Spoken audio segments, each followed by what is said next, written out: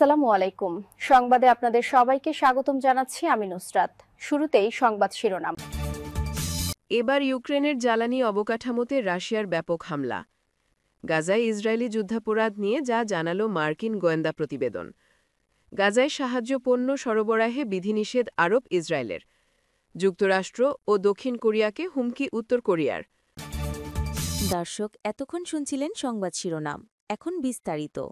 আপনি যদি ইসরায়েলের ধ্বংস চেয়ে থাকেন তাহলে চ্যানেলটি সাবস্ক্রাইব করে দিবেন এবং ভিডিওতে লাইক করে আপনার মূল্যবান মতামত কমেন্টে লিখে জানিয়ে দিবেন। এখন বিস্তারিত।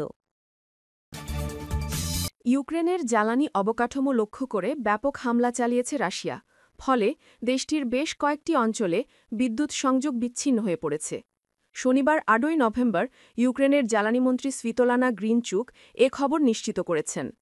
বেশ কিছুদিন ধরে ইউক্রেনের জ্বালানি অবকাঠামোতে হামলা জোরদার করেছে রাশিয়া, বিশেষ করে দেশটির প্রধান হিটিং বা তাপ জ্বালানি উৎপাদনকারী প্রাকৃতিক গ্যাস কেন্দ্রগুলো ক্ষতিগ্রস্ত হয়েছে।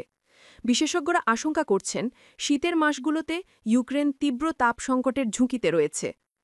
জ্বালানিমন্ত্রী স্ভিতলানা গ্রিনচুক সামাজিক যোগাযোগ মাধ্যমে লিখেছেন, শত্রু আবারও ইউক্রেনের জ্বালানি অবকাঠামোতে ব্যাপক হামলা চালাচ্ছে।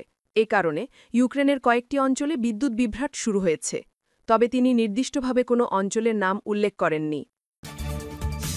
গাজায় ইসরায়েলের সামরিক অভিযান চলাকালীন ইসরায়েলের সামরিক আইনজীবীরা যুদ্ধাপরাধের অভিযোগ উত্থাপনের মতো প্রমাণ থাকার বিষয়ে সতর্ক করেছিলেন বলে গত বছর যুক্তরাষ্ট্রের গোয়েন্দা সংস্থা তথ্য সংগ্রহ করেছিল। ওই অভিযান পরিচালিত হয়েছিল মূলত মার্কিন অস্ত্রের ওপর নির্ভর করে। এ তথ্য জানিয়েছেন যুক্তরাষ্ট্রের সাবেক ৫ কর্মকর্তা, যাদের বক্তব্যের ভিত্তিতে বিশেষ সংবাদ প্রকাশ করেছে রয়টার্স। সাবেক মার্কিন কর্মকর্তারা জানিয়েছেন, এই তথ্য ছিল গাজা যুদ্ধ চলাকালীন যুক্তরাষ্ট্রের শীর্ষ নীতি নির্ধারকদের কাছে পৌঁছানো সবচেয়ে উদ্বেগজনক গোয়েন্দা প্রতিবেদনগুলোর একটি। এতে দেখা যায় ইসরায়েলি সামরিক বাহিনীর ভেতরেই যুদ্ধ পরিচালনার বৈধতা নিয়ে সংশয় ছিল, যা সরকারের প্রকাশ্য অবস্থানের সঙ্গে তীব্রভাবে সাংঘর্ষিক।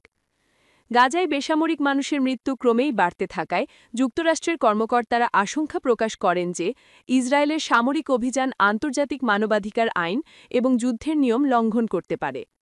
তবে মার্কিন গোয়েন্দা প্রতিবেদনে যুদ্ধাপরাধের নির্দিষ্ট প্রমাণ বা ঘটনা উল্লেখ করা হয়নি।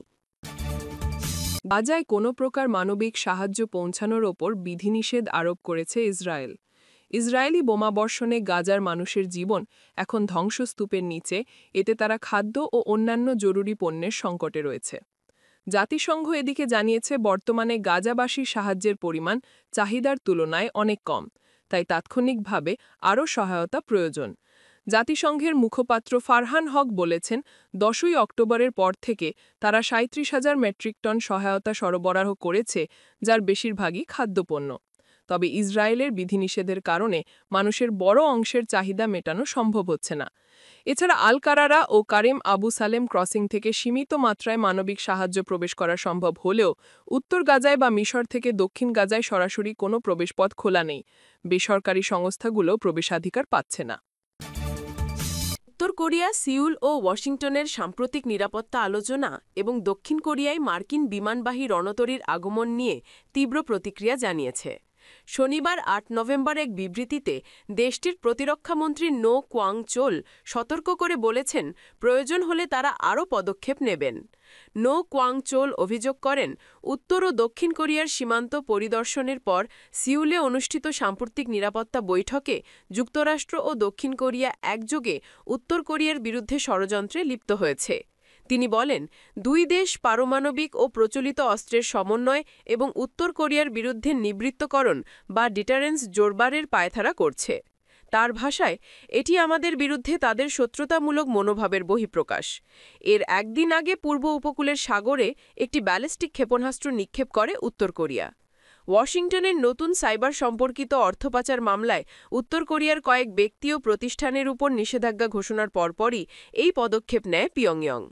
অন্যদিকে দক্ষিণ কোরিয়ার প্রতিরক্ষা মন্ত্রণালয় ক্ষেপণাস্ত্র পরীক্ষার নিন্দা জানিয়ে বলেছে, যুক্তরাষ্ট্র দক্ষিণ কোরিয়া নিরাপত্তা বৈঠক নিয়ে পিয়ংইয়ংয়ের সমালোচনা দুঃখজনক। উত্তর কোরিয়ার প্রতিরক্ষামন্ত্রী আরও বলেন, দক্ষিণ কোরিয়ার বুসান বন্দরে পরমাণু শক্তিচালিত মার্কিন রণতরী জর্জ ওয়াশিংটনের আগমন ওই অঞ্চলে উত্তেজনা বৃদ্ধি করেছে। তিনি সতর্ক করে বলেন, আমরা শক্তির বলে নিরাপত্তা রক্ষার নীতিতে শত্রুর হুমকির বিরুদ্ধে আরও আক্রমণাত্মক পদক্ষেপ দেখাব। তবে দক্ষিণ কোরিয়ার নৌবাহিনীর দাবি, রণতরীটির রসদ সংগ্রহ এবং নাবিকদের কিছু অবকাশের সুযোগ দিতে বন্দরে এসেছে। আপনি যদি আমাদের চ্যানেলে নতুন হয়ে থাকেন তাহলে চ্যানেলটি সাবস্ক্রাইব করে দিন।